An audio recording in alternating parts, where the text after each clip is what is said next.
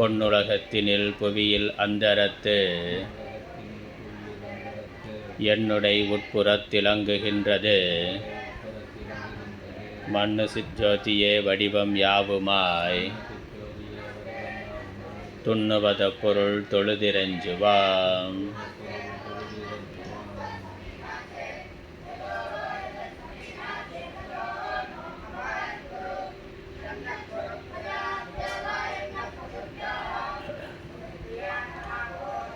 ஞானவாசிஷ்டம் 6வது நிர்வாண பிரகரணம் 2வது தேவபூஜை கதை 10வது பாடல். போகமொடு புசிப்பனதாம் புறத்தொழிய ஆரியன் தாழ் பூண்டு வேண்டி ஊகமுற நினைத்தொன்றாம் பெரும் பொருளாம் தன்னுருவை உணர வேண்டும். ஆகலினால் இப்பரம தரிசனத்தை மாமோகம் அறுப்பதொன்றை சேகர சந்திரமௌலி எனக்குரைத்தான். உனக்குரைப்பதெளிந்து கேட்பாய்.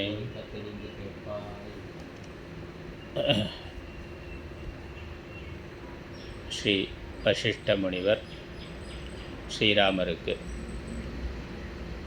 ஹிதோபதேசம் செய்து பிறகு தான் ஈஸ்வரிடம் பெற்ற ஞான உபதேசத்தை, ஆத்ம ஞான தத்துவத்தை, சகல சம்சாரத்தையும் போக்கக்கூடிய பரமார்த்த தரிசனத்தை, பரமார்த்த தரிசன ஞானத்தை ஸ்ரீராமருக்கு எடுத்து சொல்லுகின்றார். இந்த உலகம் உடல் தோற்றமாத்திரம். ஆனால் அறியாமையில் மூடப்பட்டிருக்கக்கூடிய மனது விருப்பு வெறுப்பு கொண்டு கர்மாவை செய்கின்றது. அதனால் சம்சாரத்தை அடைகின்றது. பிறப்பு இறப்பு என்ற பெருங்கடலை, பிறவி பெருங்கடலை கடக்க முடியாமல் தவிக்கின்றது. பிறவியிலிருந்து விடுபட விரும்புகின்றவன் விருப்பு வெறுப்புகளை நீக்க வேண்டும். அதற்கு ஆதாரமாக இருக்கின்ற மனதை அசுப வாசனைகளிலிருந்து விடுவித்து பரம்பொருள் தத்துவத்திலேயே நிறுத்த வேண்டும். அதற்கு நல்ல சாஸ்திரங்கள், சத்குருமார்கள், நற்குணங்கள், அதோடு ஜீவனுடைய முயற்சி, இவைகள் சாதனமாக இருக்கின்றன என்ற அடிப்படை ஹிதோபதேசம் செய்து பிறகு ஈஸ்வரன் அருளிய ஞானத்தை உனக்கு சொல்லுகின்றேன் கேட்பாயாக என்று வசிஷ்டர் தொடர்கின்றார்.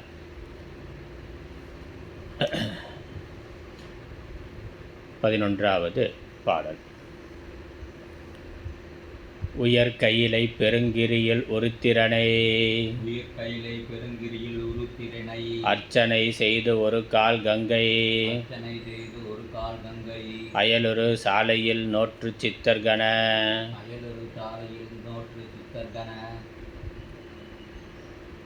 அயலுரு சாலையில் நோற்று சித்தர் கணத்தொடும் பன்னூல் அறுத்தம் நோக்கி பயனுற நீள் நாள் கழித்தேன் பின்பொரு கால் ஆவணி முன்பக்கம் தன்னில் இயலுறும் அட்டமி தினத்தில் ராப்போதின் முற்பாதி இறந்த காலை சிறிதாகி சமாதி தவிர் புறநோக்கில் யான் இருப்ப திசைகளெல்லாம் வரிதாகி காட்ட சமாதியின் மௌனம் இருப்பன போல் வழக்கமின்றி எரிவாளால் வெட்டுதற்காம் இருள் மூடி முளை வனங்கள் எங்கும் துன்றி வெரிதான அப்பொழுதில் விரைவில் எழுந்து ஓர் ஒளி முன் விளங்கக் கண்டேன்.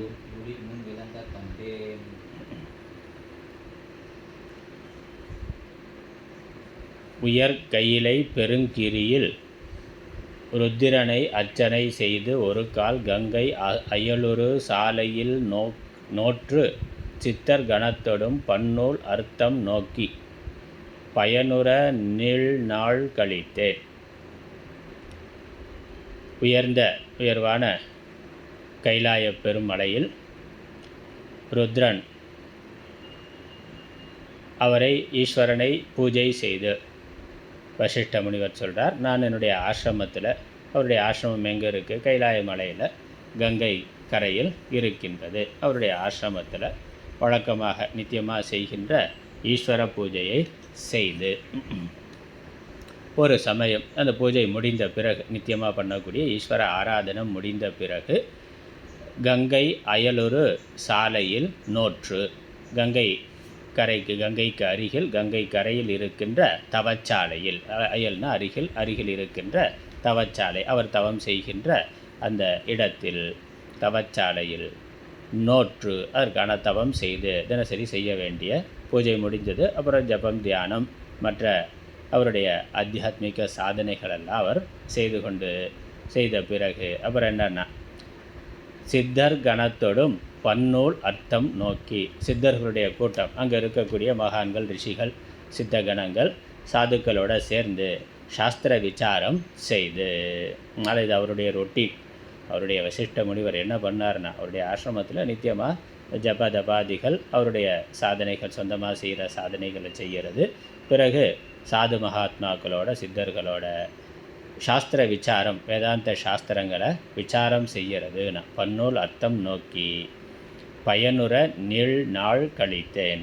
இவ்வாறு பயனுறனா பயன்படியாக அர்த்தமுள்ளதாக நீண்ட பொழுது என்னுடைய வாழ்க்கையானது சென்று கொண்டிருந்தது. நீள்நாள்னா என்னுடைய வாழ்க்கையில் பெரும் பகுதி, நீண்ட நாட்கள் இவ்வாறு என்னுடைய பயணமானது, வாழ்க்கை பயணமானது இருந்தது. ஒவ்வொரு நாளும் இப்படிப்பட்ட பழக்கங்களோடு, சாதனைகளோடு இருந்தது. அதனால் பயனுறனா இப்படி இருந்தால் தான் பயனுற, இல்லைன்னா பயனற்றதாக போகும். அதனால் பயனுற இருக்கிறது நமக்கு, நம்மளுடைய மனதிற்கு சாந்தியை தருவதாக, ஜீவனுக்கு உய்வை தருவதான சாதனங்கள் எல்லாம் பயனுறு சாதனங்கள். வெறும் அர்த்த காமங்கள் அது தற்காலிகமானது, அது இந்த சரீரத்துக்கு, இந்த ஒரு பிறவிக்கு பயன்படத்தக்கது.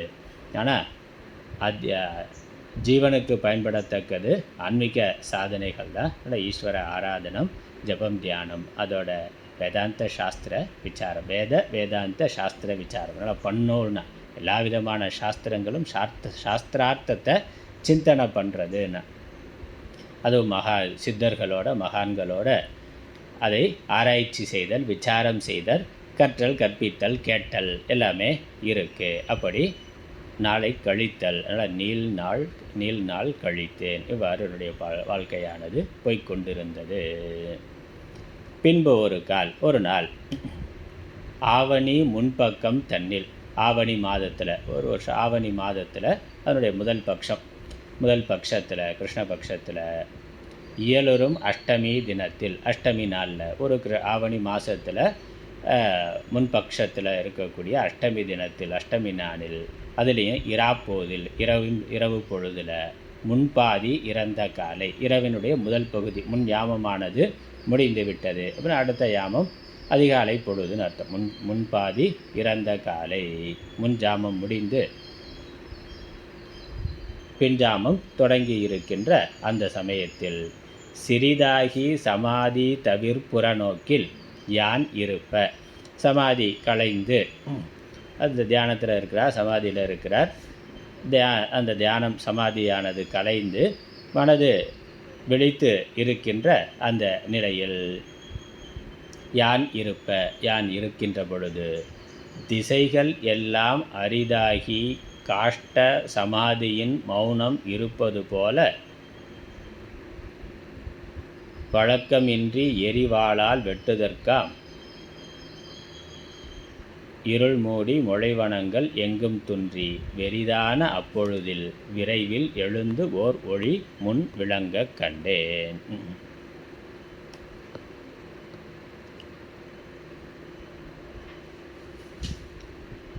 அரிதாகி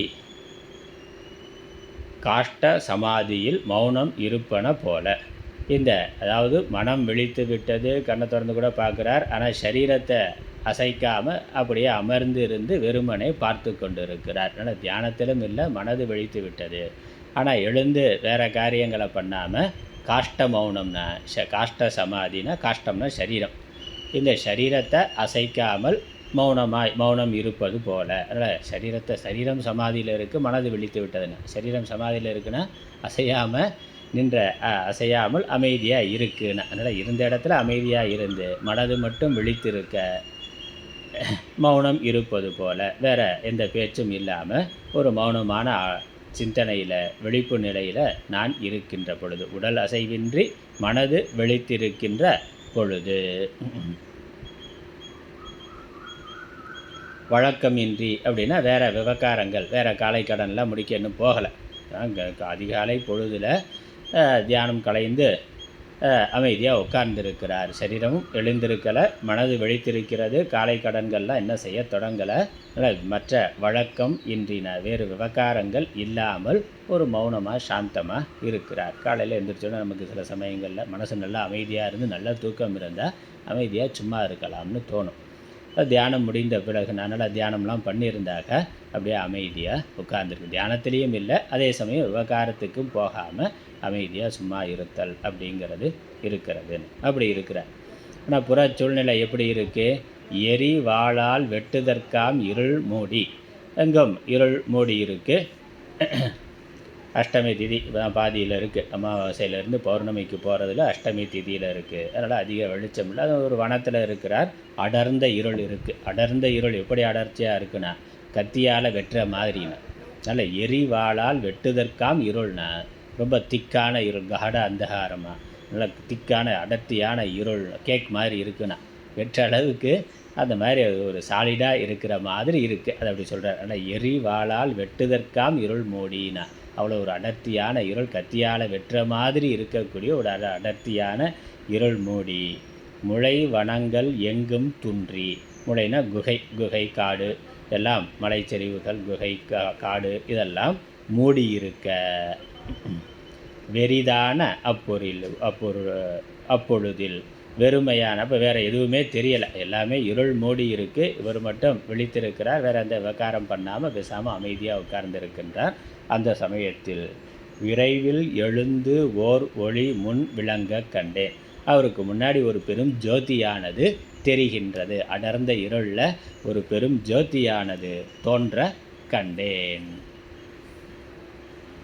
அதுக்கப்புறம் என்ன? அடுத்த பாடல் 13. வெண்ணிறத்த முகில் கோடி வெண்திங்கள் கோடியென விளங்கு தேசை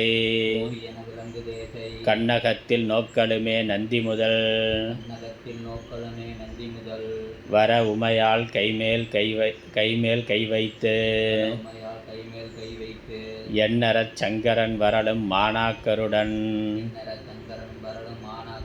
விரைவில் எழுந்து பூசை பண்ணுதற்கானவை கொடு போய்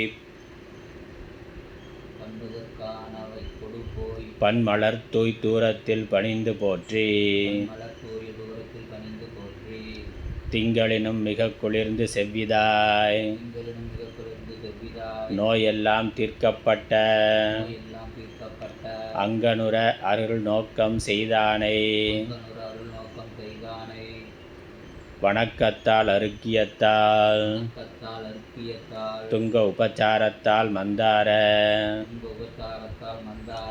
நன்மலரின் சோனை தன்னால் சங்கரனை ஏத்தினேன் உமையையும் அப்படி ஏத்தித்தாளில் வீழ்ந்தேன்.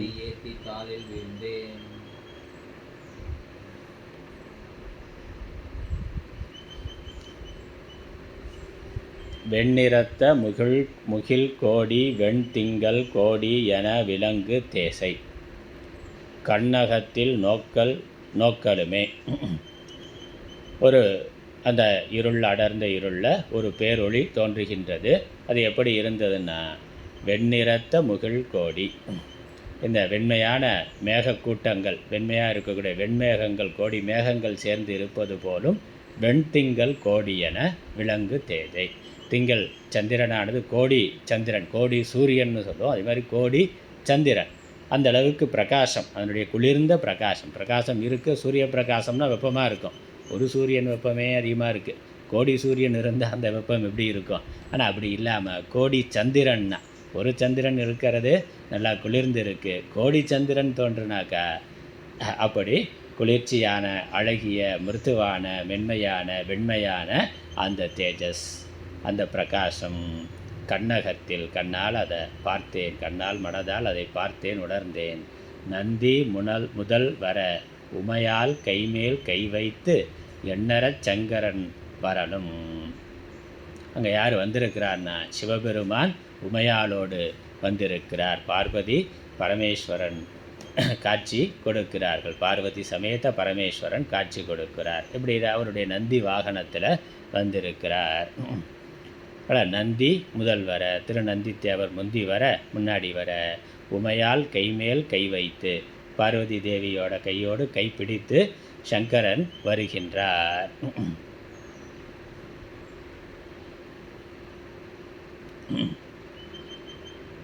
எண்ணற சங்கரன் நினைவர சுக கரனாகிய சங்கரன், சுகத்தை எண்ணற்ற சுகங்களை தருகின்ற சங்கரனானவன் வரவும். எண்ணறனா எண்ணுதற்கு அரிய அப்படின்னு எடுத்துக்கொள்ளலாம். எண்ணத்திற்கு எட்டாத, எண்ணுதற்கு அரிய, இப்படிப்பட்டவர் என்று வர்ணிக்க முடியாத மகிமைகளை பெருமைகளை உடைய பரமேஸ்வரன் காட்சி கொடுக்க அவர் நந்தியோடு உமையாளோடு வர, அந்த காட்சியை பார்த்த உடனே மாணாக்கருடன் விரைவில் எழுந்து பூஜை பண்ணுதற்கானவை கொடு போய். பூஜை உடனே ஒரு பார்க்குறார், ரொம்ப மகிழ்ச்சி, பரமேஸ்வரனே வந்திருக்கிறார். அதிகாலை பொழுதில் தன்னுடைய மாணவர்களோட விரைவாக எழுந்து அவர்களுக்கு பூஜை செய்வதற்கு தேவையான ஏற்பாடுகளை எல்லாம் செய்கின்றார். பண்ணுதற்கானவை கொடு போய் பன்மலர் தூவி தூரத்தில் பணிந்து போற்றி. பலவிதமான மலர்களை கொய்து சென்று பூஜை செய்து பணிந்து போற்றி, கொஞ்சம் விலகி தள்ளி நின்று, ஏன்னா அவ்வளோ தேஜஸோட பரமேஸ்வரனே நேராக வந்திருக்கிறார். அவர் சிவலிங்கமாக இருந்தால் பக்கத்தில் உட்காந்து தலைமையில் புஷ்பம் போட்டு அர்ச்சனை பண்ணலாம். அவர் நேரடியாக காட்சி கொடுத்திருக்கிறார். பக்தி ஸ்ரத்தையோட தள்ளி நின்று அவரை பணிந்து போற்றி வணங்கி வழிபட்டு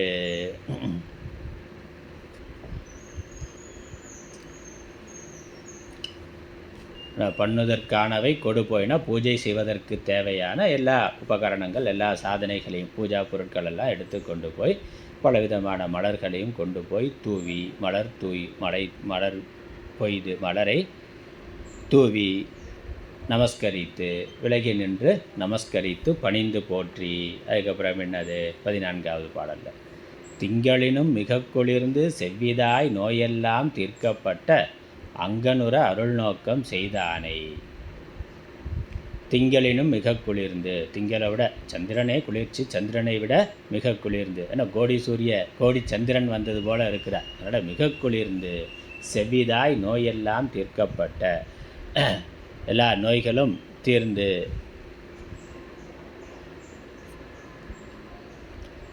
செவிதாய்னா சிறந்ததாக அவருடைய அந்த காட்சி மிகச் சிறந்ததாக இருக்குது.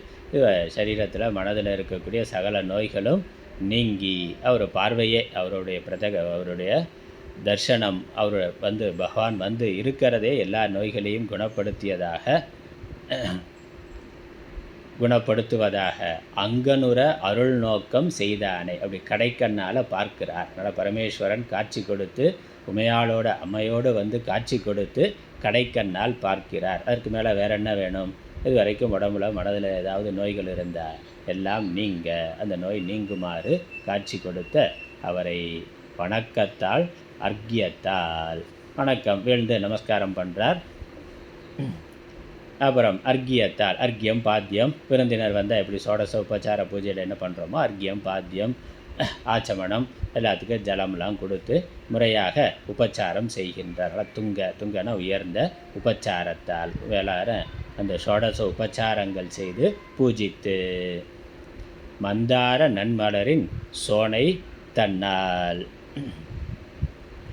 மந்தார மலர், மந்தார புஷ்பம், மந்தார புஷ்பங்களை நிறையா போட்டு அர்ச்சனை செய்து, சோனைனா மழைன்னு அர்த்தம், மழை மாதிரின்னு. பூக்களை பூ மாறி பொழிந்த மாதிரி புஷ்பங்களால் போட்டு மந்தார புஷ்பத்தை விசேஷமாக போட்டு பூஜை செய்கின்றார். சங்கரனை ஏத்தினேன், சங்கரனை வணங்கி வழிபட்டேன், பூஜித்தேன். சங்கரனை மட்டுமான உமையையும் அப்படி ஏத்தி தாளில் வீழ்ந்தேன். அம்மை பார்வதி தேவியையும் அவ்வாறு பூஜித்து, ரெண்டு பேரையும் நல்லா பூஜித்து வணங்கி வழிபட்டு தாளில் வீழ்ந்தேன், திருவடிகளில் வீழ்ந்து. அதுக்கப்புறம் 15வது பாடல். ஈசனியல் கணங்களையும் உமை சேடி திரள்களையும் இன்பமாக நேசமுடன் ஏத்திய பின் நிறைமதியை குளிர்விக்கும் நீர்மை வாக்கால் தேசுடையோன் எனை நோக்கி உரை செய்தான் சாந்தியினால் தீரவாரி. ஆசு அற நல்லன தரு நின் அறிவுகள் தற்பதத்தின் நிலையான அன்றோ.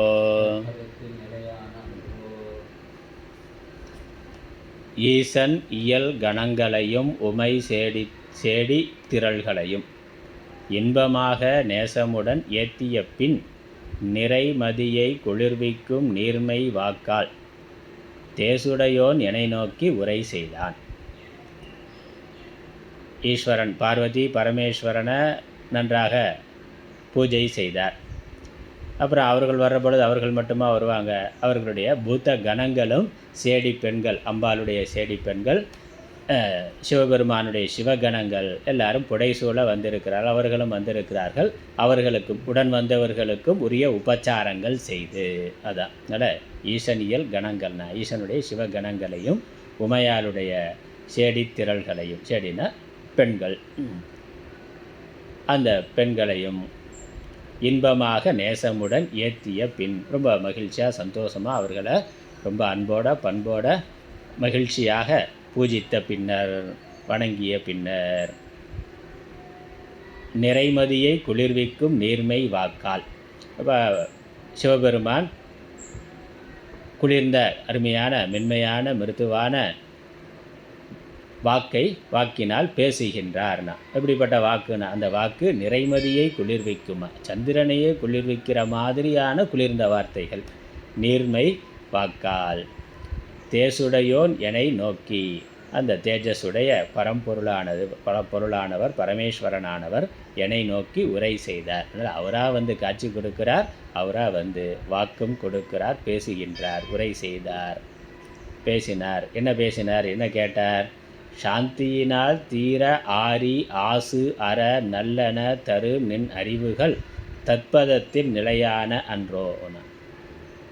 நல்லா இருக்கீங்கன்னு குசலம் விசாரிப்போமே. வீட்டுக்கு போனாக்க வீட்டுக்கு வந்தவர்களை அவர் வந்து விசாரிக்கின்றார். அப்புறம் வீட்டுக்கு விருந்தினராக வந்தவர் அவரை விசாரிக்கிறார். பரஸ்பரம் நலம் விசாரிக்கிறதுன்னு இருக்கே. இங்கே பகவான் வந்திருக்கிறார், பகவான் காட்சி கொடுத்துருக்கிறார். பகவானை பார்த்து நீங்கள் நல்லா இருக்கீங்களா நம்ம கேட்க முடியாது, பகவான் தான் நம்மளை கேட்கணும். அதனால் பகவான் கேட்கிறார்.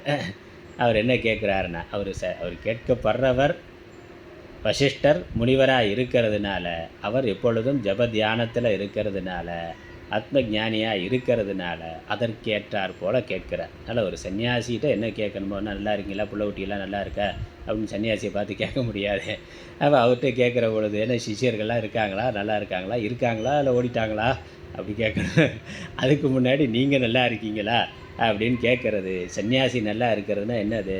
நல்லா சாந்தியினால் தீர ஆரி ஆசு அற நல்லன தரு நின் அறிவுகள் தற்பதத்தில் நிலையான அன்றோனா. உங்களுடைய அறிவு, நின் அருள், உங்களுடைய அறிவு, உங்களுடைய விவேகம், உங்களுடைய புத்தியானது, மனமானது தத்பதத்தில், அந்த பிரம்ம பதத்தில், தத்துவத்திலேயே நிலையான அன்றோனா, நிலை பெற்று இருக்கின்றதல்லவா அப்படி கேட்குறார். உன்னுடைய மனசானது பிரம்ம சிந்தனையிலேயே இருக்கிறதா என்று கேட்கிறார்.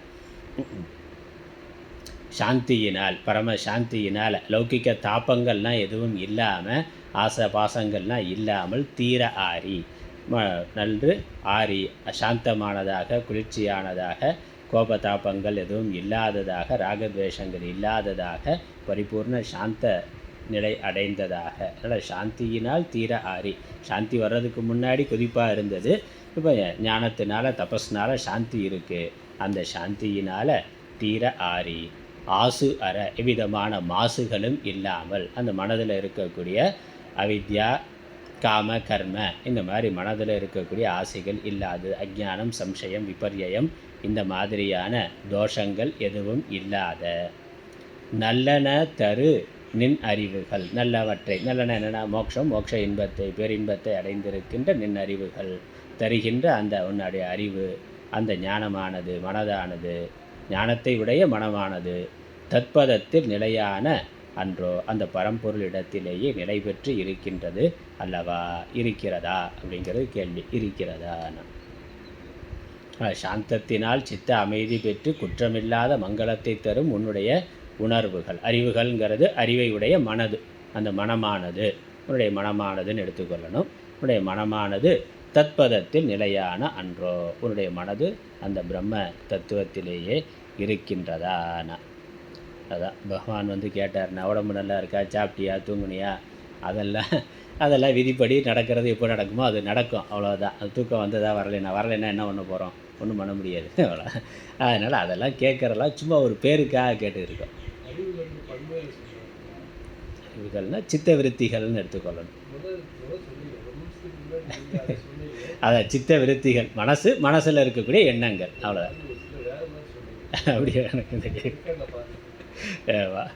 நல்ல அறிவுகள்னால் நல்ல சித்த விருத்திகள் என்பது தான் தத்பதத்தில். ஏன்னா மனசு அந்த தத்பதம்ங்கிறது பிரம்மபதம், பிரம்மத்திலேயே மனதானது நிலையாக இருக்கிறதுனா, அப்போ உன்னுடைய மனமானது, உன்னுடைய சித்த விருத்திகள் பிரம்மத்திலேயே இருக்கிறதா அப்படிங்கிறதா. அறிவுகள்ங்கிறது அறிவை உடைய மனது. அப்போ மனதில் இருக்கக்கூடிய எண்ணங்கள், மனோ எண்ணங்கள், மனசு எண்ணங்கள் அதிலேயே இருக்கான, காமக்ரோதாதிகள்லாம் இல்லாமல் பரம சாந்தம் அடைந்து அப்புறம் ஸ்வரூபத்திலேயே நிலை பெற்று இருக்கின்றது. அகண்டாகார விருத்தி அப்படின்னு சொல்கிறோமே, அகண்டாகார விருத்தி இருக்கா அப்படிங்கிறது தான். அதனால் மற்ற விஷயமெல்லாம் அனித்தியமானது, வரும் போகும். அதெல்லாம் சும்மா ஒரு உபச்சாரத்துக்காக நம்ம கேட்குறோமே ஒழிய, சரியாக இல்லைனாலும் நம்ம ஒன்றும் பண்ண முடியாது. போகிறோம், நல்லா இருக்கீங்களான்னு கேட்குறோம், ஆமாம் நல்லா இருக்கேன்னு சொல்லலாம். இல்லை நல்லா இல்லை என்ன பண்ண போகிறோன்னா, நல்லா இருக்கு, நல்லா இருங்க, நல்லா இருக்கிறதுக்கு பிரார்த்தனை பண்ணிக்கிறேன் அப்படின்னு தான் சொல்ல முடியும். அதனால் கஷ்டம் ஒன்றும் இல்லையா, ஆமாம் கஷ்டம் இருக்குது, ஒரு 1000 ரூபா கடன் கொடுங்க அப்படின்னு கேட்டோன்னா கொடுப்போமான்னு. அதனால் நம்ம கேட்குற நல்லா இருக்கீங்களா கேட்குறதா சும்மா ஒரு உபச்சாரத்துக்கு தான். அதனால் பகவான் கேட்குறது உண்மையிலேயே அவர் உன்னுடைய மனது, ஏன்னா அவர் சாதனை தபஸ் அதுக்கு தானே பண்ணிக்கிட்டு இருக்கிறார். மனது எப்பொழுதும் பிரம்மத்திலேயே இருக்கணுங்கிறது தான் அந்த சீடனுடைய பக்தனுடைய பிரார்த்தனை. அதனால் அது நல்லா இருக்கா, உன்னுடைய சாதனையானது வெற்றி அடைந்திருக்கிறதா, அதில் உனக்கு திருப்தி இருக்காங்கிறது தான். அதில் உனக்கு திருப்தி இருக்கிறதா அப்படிங்கிற கேள்வி. மேற்கொண்டு இன்னும் கேட்குற, தடையின்றி தவம் உனக்கு நடந்ததோ, தடையின்றி தவம் உனக்கு நடந்ததோ, சார்வனதாம் சார்ந்த அன்றோ, விடயங்கள் இறந்தனவோ என்றுலகின், விடயங்கள் இறந்தனவோ என்றுலகின், காரணமாம் விமலன் கூற, காரணமாம் விமலன் கூற, விடையவனை யான் வணங்கி வேண்டுகோளால், விடையவனை யான் வணங்கி வேண்டுகோளால், உரைத்தேன் விண்ணோர் கோவே, உரைத்தேன் விண்ணோர் கோவே, அடைவுற நின் அருள் பெற்றார்க்கு, அடைவுற நின் அருள் பெற்றார்க்கு, அடைவரிதொன்று இலை பயங்கள் அருகும் வாரா, அடைவரிதொன்று இலை பயங்கள் அருகும் வாரா, தடையின்றி தவம் உனக்கு நடந்ததோ, சார்வனதாம் சார்ந்த அன்றோ, விஷயங்கள் இறந்தனவோ என்று உலகின் காரணமாம் விமலன் கூற. உலகின் காரணமாம்னா உலகத்திற்கு காரணமாக இருக்கின்ற, சிருஷ்டிக்கு காரணமாக இருக்கின்ற அந்த பரமேஸ்வரன், பரம்பொருள், ஆதிபகவன். அதனால் ஆதிபகவன் முதற்றே உலகு இருக்கே, அதுதான் உலகத்திற்கு காரணமாக இருக்கின்ற விமலன், தூய்மையானவன் சிவபெருமான், பரமேஸ்வரன். மேற்கொண்டு என்ன கேட்குறார்? தடையின்றி தவம் உனக்கு நடந்ததோ? உன்னுடைய தவம், உன்னுடைய சாதனையானது, உன்னுடைய ஆன்மீக சாதனையானது எவ்விதமான விக்னமும் இல்லாமல் நன்றாக நடைபெறுகின்றதா? ஏன்னா ஆத்தியாத்மிகம், ஆதி பௌத்திகம், ஆதி தெய்வீகம்னு எந்த விதத்தில் வேணாலும் தடைகள் வரலாம். இயற்கை சீற்றங்களால் வரலாம், அல்ல மற்ற புழு பூச்சி இவைகளால் வரலாம், அல்லது உடம்பே ஒத்து போகாமல் இருக்கலாம். நம்ம ஜபம் தியானம் பண்ணுறதுக்கு உடம்பு ஒத்துழைக்காமல் இருக்கலாம். இப்படி அதில் எந்த விதமான தடைகளும் இல்லாமல் உன்னுடைய தவமானது, உன்னுடைய தவ வாழ்க்கையானது, ஆன்மீக சாதனைகள் முறையாக நடந்து கொண்டிருக்கின்றனவா? அப்புறம் அதனுடைய பிரயோஜனம், தவத்தினுடைய பிரயோஜனம் என்னது? சார்வன தாம் சார்ந்த அன்றோ அடைய வேண்டியவைகளை நீ அடைந்து விட்டாயா? உனக்கு என்ன தேவையோ அது உன்னிடத்தில் இருக்கின்றதா? எதை அடையணும்னு நீ நினைத்து தவம் செய்கிறாயோ அவற்றை நீ அடைந்து விட்டாயா? என்ன திருப்தி அப்படிங்கிறது, அடைய விரும்புகிறத அடைஞ்சாதான் திருப்தி. அப்போ பரிபூர்ணமான திருப்தியானது உனக்கு கிடைத்திருக்கின்றதா? பரிபூர்ண திருப்தி இருக்கணும்னா என்ன இருக்கணும்? விடயங்கள் இறந்தனவோ. அதனால் விஷய சிந்தனை போய்விட்டதானா? விடயங்கள்ங்கிறது விடயம்ங்கிறது விஷயம். இப்போ விஷயம்ங்கிறது விஷய வாசனை.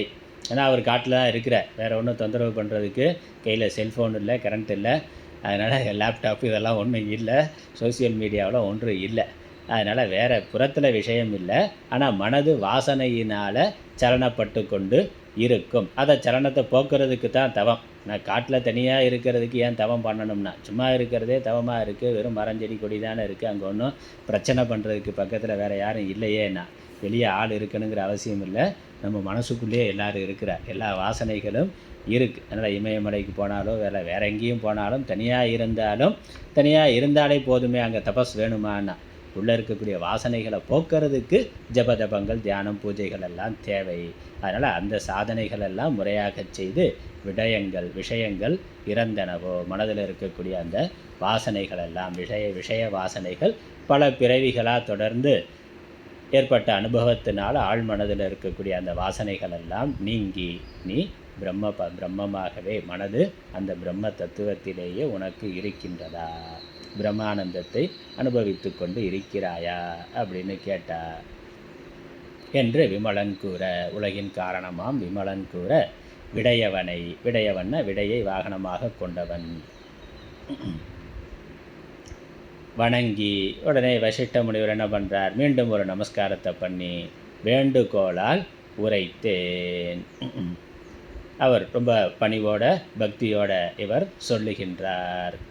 விண்ணோர் கோவே, தேவர்களுக்கெல்லாம் தலைவனே, அடைவுற நின் அருள் பெற்றார்க்கு, உன்னுடைய அருளை பரிபூர்ணமாக அடைந்தவர்களுக்கு, பெற்றவர்களுக்கு அடைவு அரிது ஒன்று இல்லை, அடைய வேண்டியது அடைய முடியாதது என்று ஒன்றும் இல்லை. அதனால் நான் எல்லா விதத்திலும் எல்லாம் பெற்றிருக்கின்றேன் உங்களுடைய அருளால். அதனால் உங்களை உபாசனை பண்ணி கொண்டு இருக்கின்றேன், தியானித்து கொண்டு இருக்கிறேன். உங்களுடைய அருள் எனக்கு பரிபூர்ணமாக இருக்கிற பொழுது எனக்கு ஏதாவது குறை இருக்குமான்னா, அதனால் குறை இருக்கான்னு கேட்டால் ஒரு குறையும் இல்லை. ஏன் குறை இல்லை? உங்களுடைய அருள் தான் எனக்கு பரிபூர்ணமாக இருக்கிறதேன்னா. அதனால் பரிபூர்ணமாக அடைவு உற நின் அருள் பெற்றார்க்கு அடைவு அரிது ஒன்று இல்லை, அடைவதற்கு அரிதாக அடைய முடியாததாக ஒன்றும் இல்லை. ஈஸ்வரனுடைய அனுகிரகம் இருந்தால் எல்லாம் இருக்கிறது. அப்புறம் பயங்கள் அருகும் வாரான, பயமானது பக்கத்துலேயும் வராதுன்னு, பயம் பக்கத்தில் கூட வராதுன்னு. பயம் என்னது? மரண பயம் அல்லது எதிர்காலத்தில் இப்படி ஆகுமோ அப்படி ஆகுமோங்கிற அந்த பயம் எந்த விதத்திலும் பயமானது இல்லை. பயங்கள் அருகும் வார, ஈஸ்வரனுடைய அருள் பெற்றிருப்பவனுக்கு அச்சங்கள் எதுவும் இல்லை, அடைவதற்கு ஒன்றும் இல்லை. அந்த பரிபூர்ண நிறைவு திருப்தியானது இருக்கின்றது, எதுவும் வராது. அதுக்கப்புறம் அடுத்த பாடல். சகத்தில் உனை தாழ்ந்தோரை தாழாதார், இலை உனை சரணம் தாழ்ந்த மகத்துவர் வாழ்ந்தனர் எங்கே அது தேசம், அது நாடு மலையது ஆகும். தொகுத்துள முன்னையில் அறத்துக்கு தொகுத்துள முன்னிலையில் அறத்துக்கு உருபலமாம் இக்காலம் தொடர் அறத்துக்கு பலமாம் இக்காலம் தொடர் அறத்துக்கு உகுத்த மழையாம் பின்சேர் அறத்துக்கு இந்த மலையாம் பின் பேர் அறத்துக்கு வித்தாகும் உனை நாடல் வித்தாகும் முனை நாடல் வித்தாகும் உன்னை நாடல். அழகாக சொல்கிறார். கொஞ்சம் பகவான ஈஸ்வரனை புகழ்ந்து சொல்லுகின்றார். ஈஸ்வரனுடைய பெருமைகளை சொல்லுகின்றார். ஈஸ்வரனுடைய அனுகிரகம் இருந்தால் அடைவதற்கு அரிது இலைன்னு சொன்னார். எதுவும் அடைவதற்கு எல்லாமே கிடைக்கும் என்று சொன்னார். கிடைக்காதது ஒன்றும் இல்லை, எல்லாம் கிடைக்கும் என்று சொன்னார். அதை கொஞ்சம் விரித்து இன்னும் ஈஸ்வரனுடைய மகிமைகளை பெருமைகளை சொல்லுகின்றார். ஜகத்தில் உன்னை தாழ்ந்தோரை தாழாதார் இலை. இந்த உலகத்தில் உன்னை பூஜித்தவரை பூஜிக்காதவர் யாரும் இல்லை. பூஜித்தவரை பூஜிக்காத அடியார்கள், சிவனை பூஜிக்கின்ற சிவன் அடியார்கள், அந்த அடியார்களை பூஜிக்கின்றவர்கள்னா அல்ல சிவனை பூஜிக்கிறது, அப்புறம் சிவன் அடியார்களை பூஜிக்கிறதுன்னா உன்னை தாழ்ந்தோரைனா உன்னை வணங்குபவரைன்னு அர்த்தம். உன்னை வணங்குபவரை வணங்காதவர் தாழாதார் இல்லைனா உன்னை வணங்குபவரை வணங்காதார் இல்லை. அப்போ பக்தி உடையவர்கள், ஸ்ரத்தை உடையவர்கள் பகவானை பூஜிக்கிற மாதிரியே பகவானுடைய அடியார்களையும் பக்தர்களையும் பூஜிக்கின்றார்கள், வணங்குகிறார்கள், வழிபடுகிறார்கள், தொண்டு செய்கின்றார்கள். அதெல்லாம் அதனால் எங்கேனா பக்தர்கள் ஆன்மீக உலகத்தில்னு எடுத்துக்கொள்ளணும். வணங்காதவர்கள் இருக்கா நாஸ்திகத்தில் எல்லா காலத்திலையும் இருக்கிறான். பகவானை வணங்காதவர்கள் எல்லா காலத்திலையும் இருக்கிறான். இல்லை இவர் தான் பகவான் வேறு வேறு பெயரில் வைத்துக்கொண்டு வணங்குபவர்கள் இருக்கிறார்கள். என்னென்னா ஆன்மீக உலகத்தில் இறைவனுடைய பெருமையை தெரிந்தவர்களில் உன்னை வணங்காதவர்கள், உன்னுடைய அடியார்களை வணங்காதவர்கள் யாரும் இல்லை. உன்னை சரணம் தாழ்ந்த மகத்துவர் வாழ்ந்தனர் எங்கே, அது தேசம்னா உன்னை சரணம் அடைந்த, உன்னை சரணாகதி அடைந்திருக்கக்கூடிய அந்த அடியார்கள் பக்தர்கள் எங்கே வாழ்கிறார்களோ அதுதான் நாடுனா.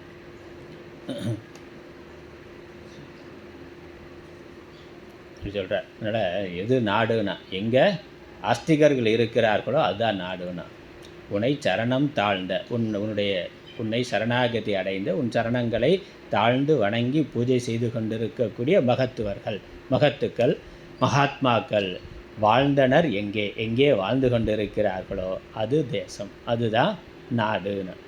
அது தேசம், அது நாடு அப்படின்னாக்கா அது அதற்குள்ள ஒரு சிறு பகுதி. அதுவே தேசமாகும், அதுவே நாடாகும்னா. தேசம் நாடு பொதுவாக ஒரே அர்த்தம்தான். ஆனால் அதுவே மக்கள் மிகுதியாக வசிக்கக்கூடிய பகுதி என்று எடுத்துக்கொள்ளணும். அதுவே மலையாகும்னா, அதுவே மலைனா, அதுதான் தேசம், அதுதான் நாடு. நாடுங்கிறது ஒரு தேசத்தினுடைய உட்பகுதியாக எடுத்துக்கொள்ளலாம். இப்போ பாரத தேசம் தமிழ்நாடுன்னு. அதனால் அது மாதிரி பொதுவாக நாடுங்கிறது தமிழ் வார்த்தை, தேசங்கிறது சம்ஸ்கிருத வார்த்தை, ரெண்டும் ஒரு பொருளுடையது தான். ஆனால் ஒரே இடத்துல அது பயன்படுத்தப்பட்டிருக்க பொழுது அதுதான் தேசம்னா, அதான் வாழத்தகுந்த பூமி. அப்புறம் அது நாடுனா அங்கே தான் பல்வேறு மக்கள் ஜனபதங்கள் அங்கே தான் இருக்கிறார்கள். எங்கே சிவனடியார்கள் இருக்கிறார்களோ அங்கே தான் மற்ற மக்கள் எல்லாம் இருக்கிறார்கள். அதுதான் அதுதான் தேசம், அதுதான் நாடத்தகுதிய பகுதி, அதுதான் மலைனா. இங்கே இறைவன் இருக்கக்கூடிய இடம் எதுவோ அந்த காலத்தில் மலைகளில் மிகுதியாக வாழ்ந்திருக்கிறார்கள். அதனால் மலை அது ஆகும். அதனால் மலைகளில் பொதுவாக இயற்கை வளங்கள் இயற்கையாக இருக்கிறது. பிறகு விவசாயங்கிறது பின்னாடி வந்தது தானே. சமவெளிகள்னால் அது புல் தரையாக தான் இருக்கும். அப்போ சமவெளிகளில் விவசாயம் பண்ணுறது அப்படிங்கிறது பின்னர் ஏற்பட்ட ஒன்று. ஆனால் ஆதி காலத்தில் மக்கள் வனங்களில் தான் மலைகளில் தான் வாழ்ந்திருக்கிறார்கள். ஏன்னா மலைகள் வனங்கள் காடுகள் இயற்கையாகவே எல்லா வளங்களும் உடையது. அதனால் இயற்கை பொருட்கள் காய்கறி பழங்கள் கீரைகள்னு இயற்கையாக விளைந்ததை சாப்பிட்டு கொண்டு இருக்கிற வரைக்கும் மலையில் தான் இருந்தார், காடுகளில் தான் இருந்தார்கள். அதில் எப்போ பற்றாக்குறை வந்ததோ அப்போ தான் சமவெளிகளுக்கு விவசாயம் பண்ணுறதுங்கிறது வந்தது. அதனால் மலை எது ஆகும்னா அதுதான் மக்கள் வாழும் பகுதி ஆகும், அதுதான் வசிக்க தகுந்த இடம் ஆகும். தொகுத்துள முன்னையில் அறத்துக்கு ஒரு பலமாம். என்ன சொல்கிறார்? உங்களை வழிபடுவது தொகுத்துள முன்னையில் அறத்துக்கு ஒரு பலமாம் உன்னை நாடல். உன்னை நாடுதல், உன்னை வணங்குதல் என்பது பூர்வ ஜன்மத்தில் முன்னாடி செய்த பலனுடைய விளைவு. அதனால் உன்னை வணங்குதல் என்பது பூர்வ தர்மத்திற்குரிய பிரயோஜனம் ஆகும். அதனால் உரு பலம்னாக்க முன்னையில் அறத்துக்குன்னா முன்னர் செய்த அறத்துக்கு ஏற்கனவே செய்த தர்மத்தினுடைய பிரயோஜனம் இப்போ உன்னை வணங்குறது. இப்போ உன்னை வணங்குறதுக்கான அந்த பக்தி இருக்கிறது, பக்தி ஸ்ரத்தை, அதற்கான ஈஸ்வர ஞானம் இருக்கிறது, ஈஸ்வர பக்தி இருக்கிறதுங்கிறது ஏற்கனவே செய்த புண்ணியத்தினுடைய விளைவு. இது ஒரு கருத்து. அதனால் முன்னை அறத்துக்கு ஒரு பலமாம். ஈஸ்வரனிடத்தில் பக்தி வர்றது, ஆஸ்திகராக இருக்கிறது, ஆன்மீக சாதனைகளை ஒருவன் தொடர்ந்து செய்தல் என்பது ஏற்கனவே செய்த புண்ணிய பலனினுடைய விளைவு. அது புண்ணியத்தினால் ஏற்படக்கூடியது. இல்லை இப்போ நிறைய பேர் கடவுள் நம்பிக்கை இல்லாமல் நாஸ்திகராக இருக்கிறான்னா அவனுக்கு இறைவனை தெரிந்து கொள்வதற்கான அந்த புண்ணியம் இல்லை.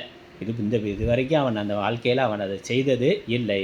அதனால் மற்ற ஐஸ்வர்யங்கள்லாம் இருக்கலாம், ஆனால் ஈஸ்வர பக்திங்கிறது அவனுக்கு இல்லைன்னா ஈஸ்வர பக்தி வருவதற்கான புண்ணியம் அவன் இதுவரைக்கும் செய்யலைன்னா அவனுடைய முந்தின பிறவிகளில் செய்யவில்லை. அதான் அர்த்தம்.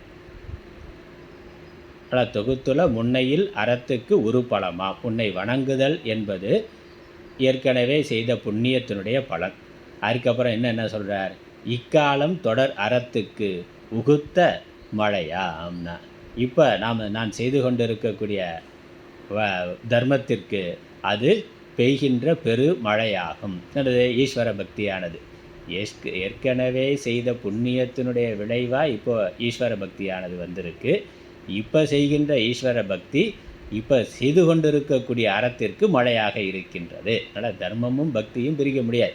இப்போ செய்கின்ற ஈஸ்வர பக்தியானது இப்போ செய்கின்ற அறத்திற்கு இப்பொழுது இருக்கக்கூடிய பக்தியானது மழையாக இருக்கின்றது. அதனால் நிகழ்காலத்தில் வளரும் தர்மத்திற்கு மழையாம். என்னது? ஈஸ்வர வழிபாடு, ஈஸ்வரனுடைய அனுகிரகம் கிடைத்தல் என்பது. அதுக்கப்புறம் உனை நாடல், பின் சோரற்கு வித்தாகும். இனி வரும் தர்மத்துக்கு அது பீஜமாகும்னா அடுத்து செய்ய போகிற தர்மத்துக்கு அது விதையாக இருக்கின்றது. என்னது? ஈஸ்வர பக்தி. இப்போ நல்லா பக்தி பண்ணுறோம், ஏற்கனவே நல்லா பக்தி பண்ணதனுடைய விளைவாக நல்ல ஒரு வாழ்க்கையானது கிடைத்திருக்கின்றது. அதுக்கப்புறம் இப்போ பக்தி பண்ணுறதுனால அது இந்த வாழ்க்கை இன்னும் சிறப்பாக இருக்கிறதுக்கு சகாயமாக இருக்குது. அது மட்டும் இல்லை, பின்னர் வரக்கூடிய வாழ்க்கைக்கு அது விதையாக இருக்கின்றது. அதனால் பின் சோரற்கு வித்தாகும்.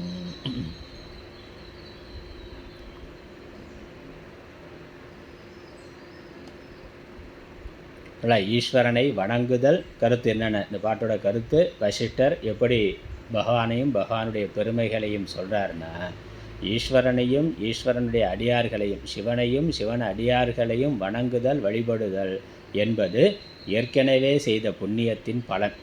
அப்புறம் இப்பொழுது செய்து கொண்டு இருக்கக்கூடிய புண்ணியத்திற்கு அது பெருமழை. அப்போ அந்த புண்ணியம் நல்லா சிறப்பாக நடக்கிறதுக்கு அந்த பக்தியானது சகாயமாக இருக்கின்றது. அதுக்கப்புறம் எதிர்கால தர்மத்திற்கு அதனால் இன்னும் மனசு நல்லா நிறைவாக இருக்குது, சந்தோஷமாக இருக்குன்னா அது இன்னும் எதிர்காலத்தில் வரக்கூடிய அந்த தர்மத்திற்கு விதையாக இருக்கின்றது. ஏன்னா ஒரு நல்லது பண்ணுறோம், நல்லதனுடைய பலன் கிடைக்கிற பொழுது அது அடுத்து செய்யக்கூடிய நல்லதுக்கு தூண்டுதலாக இருக்கின்றது. அதனால் தர்மத்திற்கு விதைனா அடுத்து செய்ய போகிற அறத்திற்கு பக்திக்கு அது தூண்டுதலாக இருக்கின்றது. ஏற்கனவே செய்ததனுடைய பலனை இப்போ அனுபவிக்கிறோம். இப்பொழுது செய்து கொண்டிருப்பது நமக்கு அதுவும் இப்போ செய்கின்ற அறப்பணிகளுக்கு இப்பொழுது நம்மிடம் இருக்கக்கூடிய பக்திக்கு அது சகாயமாக, அந்த அறத்திற்கு சகாயமாக இருக்கின்றது. நல்லா தர்மம் பண்ணணுங்கிறது ஈஸ்வரர் பக்தியினால் தூண்டப்படுகின்றது. அவ்வாறு அந்த தூண்டி இன்னும் நிறையா தர்மத்தை பண்ணுறது, எதிர்காலத்தையும் தர்மத்துக்கு பண்ணுறதுக்கு பக்தியானது விதையாக இருக்கின்றது.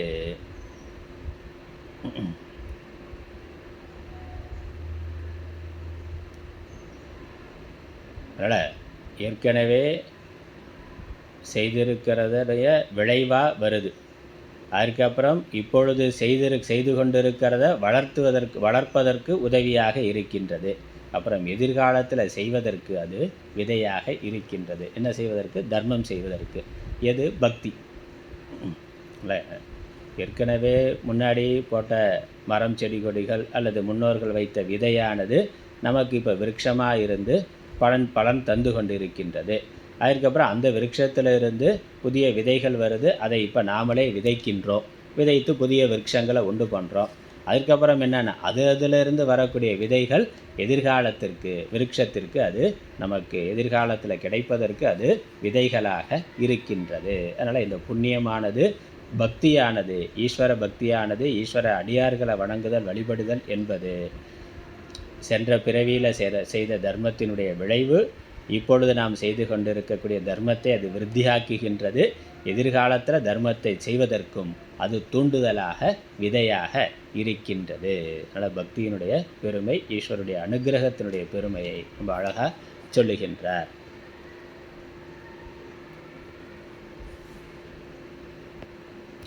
அடுத்த பாடல் 18. ஞான அமுதத்துக்கோர் நிறைகுடமாம் தீரதையாம் நல் நிலாவுக்கு ஊனம் இலா மதியாம் நெய் வீட்டுக்கு வழியாகும் உன்னை நாடல் ஆன உனை நாடல் எனும் அணி திகழ் சிந்தாமணியை அடைவுற்றேயான் தீனமுறு மனை தாபத்தின் தலையை மிதிக்கின்றேன் தேவர் தேவே.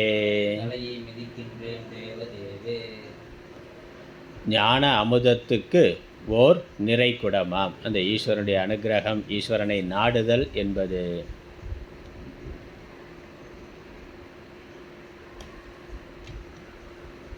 உன்னை நாடல். உன்னை நாடல்ங்கிறது 2வது வரியில் கடைசி வார்த்தையாக இருக்குது. உன்னை நாடல் அப்படின்னா உன்னை நாடுதல், உன்னை நாடுதல், உன்னை வணங்குதல், வழிபடுதல், உன்னை அண்டி இருத்தல். பகவானே, உன்னை நாடுதல், உன்னை அண்டி இருத்தல், உன்னை வணங்கி வழிபடுதல். ஞான அமுதத்துக்கு ஓர் நிறை குடமாம். ஞானமாகி அமுதம் இருப்பதற்கான ஆதாரமாக, குடமாக அது இருக்கின்றது. பகவத்பக்தி.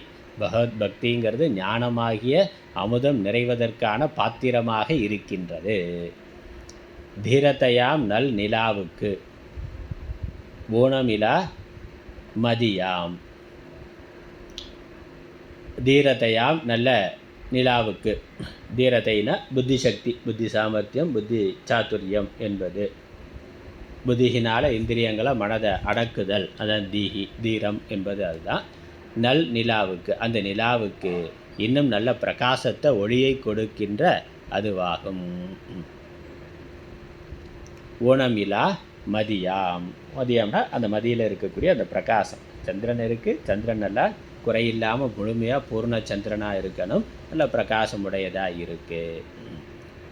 அதனால் அறிவுக்கு நல்ல ஒளியை தருவதாக இருக்கின்றது. இது பகவத்பக்தி. அதுக்கப்புறம் மெய் வீட்டுக்கு வழியாகும். மெய்யான மெய் வீடுங்கிறது மோட்சம். மோட்சத்தை அடைவதற்கு அது சாதனமாக ஈஸ்வர பக்தியானது இருக்கின்றது, ஈஸ்வர சரணாகதியானது இருக்கின்றது. அதனால் ஆன உனை நாடல் எனும் அணி திகழ் சிந்தாமணியை அடைவுற்றே. உன்னை வணங்குதல், உன்னை வழிபடுதல் என்ற சிறந்த சிந்தாமணியை அடைந்த நான், அதை அடைந்திருக்கின்ற. அப்படி பக்தி ஏற்கனவே செய்த புண்ணியத்தினுடைய விளைவாக எனக்கு மனசில் பக்தி இருக்குது.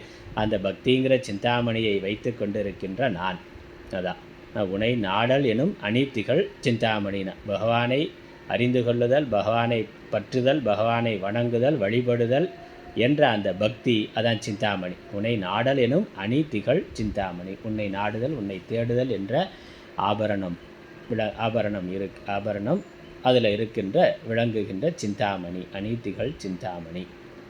அடைவுற்றே நான், அதை அடைந்திருக்கின்ற நான் யான்.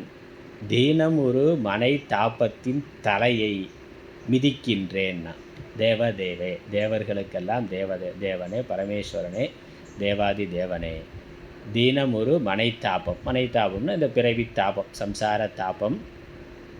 அதனுடைய தலையை மிதிக்கின்றேன், அந்த தாபத்தை கொல்லுகின்றேன் அப்படின்னு அர்த்தம். அப்போ எவ்விதமான தாபமும் இல்லை, மனசில் எவ்விதமான தாபமும் இந்த இல்வாழ்க்கையில் உலக வாழ்க்கையில் இருக்கின்றதுனால ஏற்படக்கூடிய தாபத்தை நான் கொன்றுவிட்டேன்னா.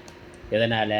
ஈஸ்வரனுடைய அனுகிரகத்தினால, ஈஸ்வரனுடைய பக்தியினால் நான் அதை அழித்து விட்டேன். அதனால் தீனமுறு மனை தாபம்னா பலவீனமாக்குகின்ற, தீனம்னா தீனத்தன்மை, பலவீனமாக்குகின்ற தன்மை.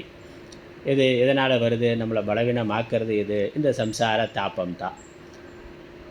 அந்த தாபத்தினுடைய தலையை மிதிக்கின்றேன். ஈஸ்வர பக்திங்கிறதுனால அதை நான் நீக்குகின்றேன், அழுத்தி நொறுக்குகின்றேன், நாசம் செய்கின்றேன்.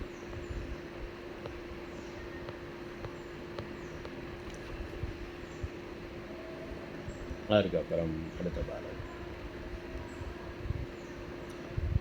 என்று துதித்து எழில் கருணை முகமலர்ந்த முதல் மூலத்து இறைவன் தன்னை மென் துணைத்தாள் மீட்டிறைஞ்சி கேட்டது ஒரு பொருள் உரைக்க விளங்கக் கேளாய். குன்றில் உரை அருட்கடலே நின்னருளால் அறிவென்னும் குறைவற்றேனுக்கு ஒன்று உளது சந்தேகம் அதன் அறுதி அருள்வாய் என்று உரைக்கலுற்றேன்.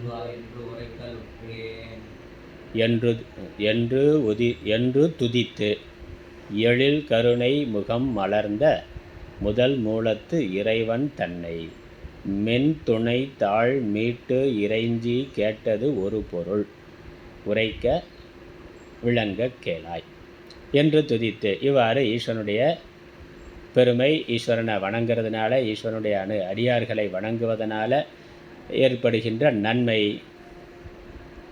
அதெல்லாம் எடுத்து சொல்லி துதித்து வணங்கி போற்றி வணங்கி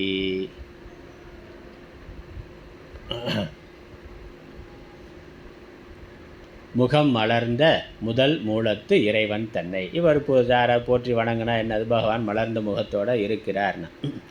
பொழுது மலர்ந்த முகத்தோடு இருப்பார். அதுவும் அடியார் போற்றி வணங்கினாக்கா இன்னும் மகிழ்ச்சியோடு அவர் இருக்கிறார். ஆனால் முகம் மலர்ந்த முதல் மூலம் சகல பிரபஞ்சத்திற்கும் மூலமாக இருக்கின்ற, காரணமாக மூல காரணனாக ஆதிபகவான இருக்கின்ற இறைவன் தன்னை, இறைவனை, அந்த பரம்பொருளை அதனால் ஸ்துதி பண்ணி அவரை மகிழ்ச்சிப்படுத்திட்டார். அந்த மகிழ்ச்சிப்படுத்திட்டார்னா மகிழ்ச்சி தான் இருக்கிறார்.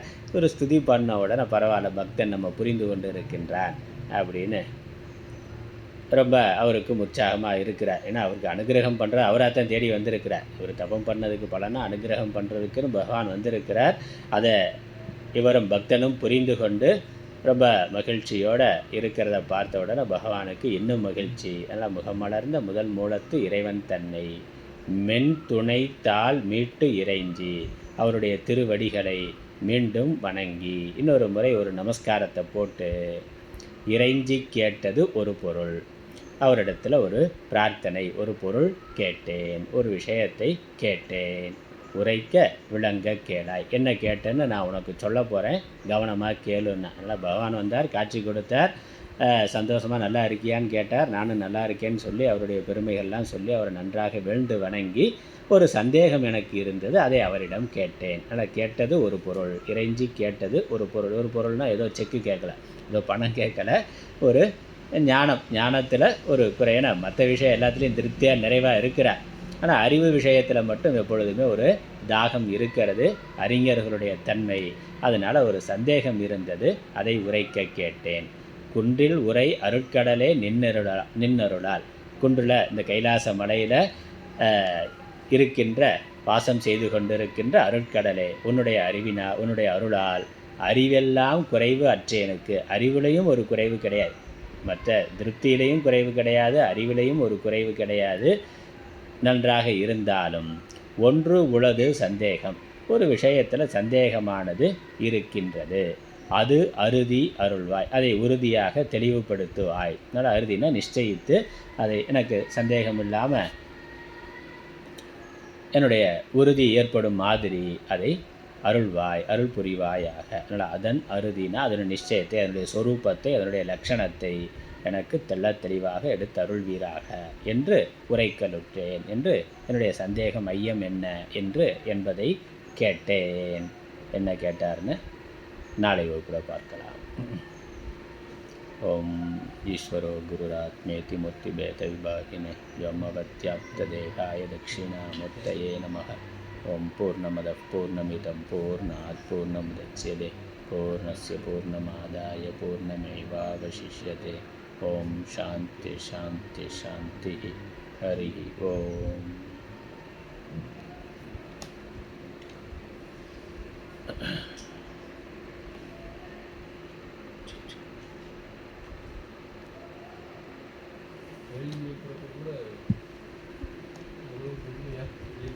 ஆமாம், பகவான்கிட்ட பேசுகிற பொழுது அதுக்கான பக்குவத்தோட